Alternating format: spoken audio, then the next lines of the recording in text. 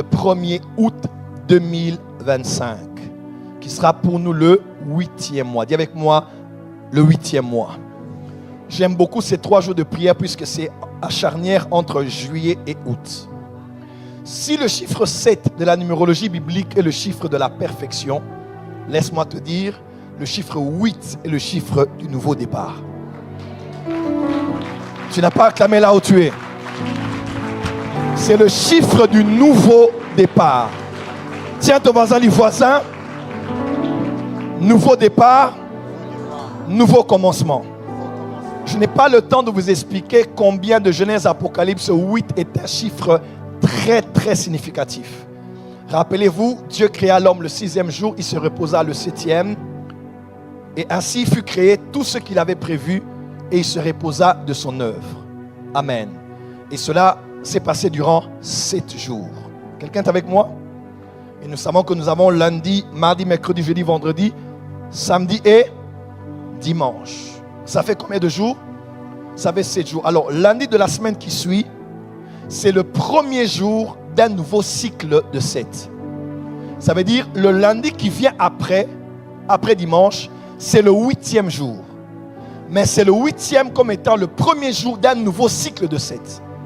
Mais comme on dit, Do, Ré, Mi, Fa, Sol, La, Si, Si. Si, c'est 7. Quand on dit Do, c'est toujours le même Do, mais c'est comment on dit, octave? Octave.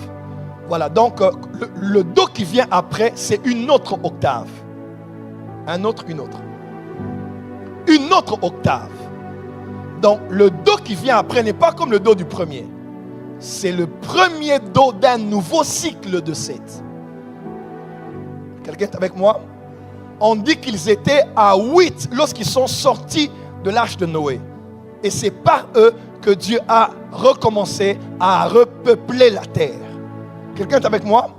Quand Dieu voulait commencer quelque chose de nouveau, il a commencé avec le chiffre 8. Je ne sais pas, mais je crois que ce mois d'août pour toi et moi, pour ta famille, tes finances, ton ministère, quel que soit ton domaine, c'est le mois d'un nouveau départ, c'est le mois d'un nouveau commencement. Quelqu'un peut dire Amen très fort. Amen. Quelqu'un peut dire Amen très fort. Amen. À cause d'une certaine loi de la Bible dont je n'ai pas le temps de parler ici, la royauté qui devait être dans la lignée de Juda est allée dans la lignée de Benjamin. Au point où un homme qui s'appelait Saül a été roi. Alors que la prophétie de Jacob avait dit que la royauté sera chez Juda. Quelqu'un est avec moi? À cause d'une malédiction qui allait entre plusieurs générations. C'est tombé sur Saül.